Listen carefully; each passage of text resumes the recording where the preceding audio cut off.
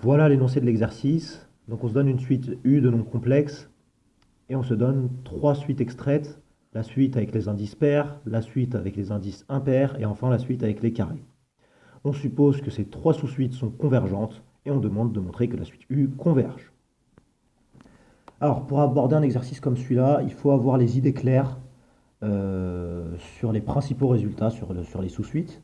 Le premier de ces résultats étant que si une suite est convergente, alors toute suite extraite est convergente vers la même limite. D'une part, et que d'autre part, la réciproque n'est pas vraie en général. Vous avez un contre-exemple qui apparaît à l'écran. Alors, donc, on va, pour faciliter plus ou moins les choses, nommer les suites extraites auxquelles l'énoncé fait allusion. Donc, il faut savoir évidemment que derrière chaque suite extraite se cache une suite à part entière. Donc, la première, je l'appelle X, la deuxième, je l'appelle Y, et la troisième, je l'appelle Z. Et je note L1, L2, L3, les limites respectives des suites X, Y, Z, qui par hypothèse sont convergentes. Alors, comme la suite X converge vers L1, bah, toute suite extraite de X converge vers L1. On s'en est donné une ici, la suite avec les indices 2n carré. Et enfin, même argument, comme la suite Z converge vers L3, alors toute suite extraite converge vers L3, et je me suis donné la sous-suite des Z indices 2n, le tout au carré. Et enfin, on montre avec quelques lignes de calcul qui apparaissent à l'écran, pas difficiles, que ces deux suites sont égales en fait. Sont égales puisque dans tous les cas, on obtient U indice 4n carré, et ce pour tout entier naturel n. Donc, on a deux suites convergentes qui sont égales, donc nécessairement leurs limites sont égales. Et on obtient l'égalité L1 égale L3. Donc l'idée, c'est de faire pareil avec la suite Y pour aboutir à l'égalité L2 égale L3.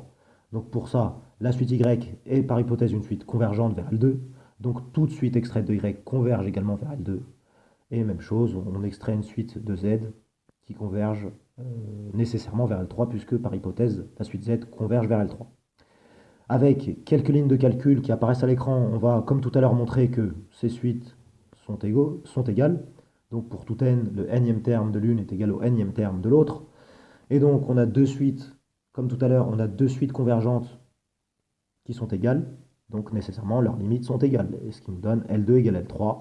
Et enfin, on a montré plus haut que L1 égale L3. On vient de montrer à l'instant que L2 égale L3. Donc nécessairement L1 égale L3.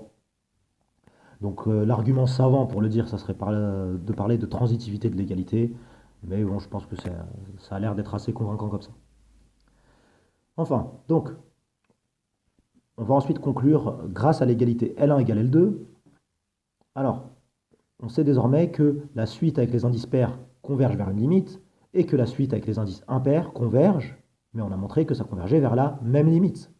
Et donc, en jouant sur les quantifications, une fois qu'on a obtenu ça, ben on montre que pour n assez grand, tous les termes de la suite, qu'ils soient pairs ou impairs, sont à une distance inférieure à epsilon de L1. Et ça quantifie la convergence de la suite U vers n.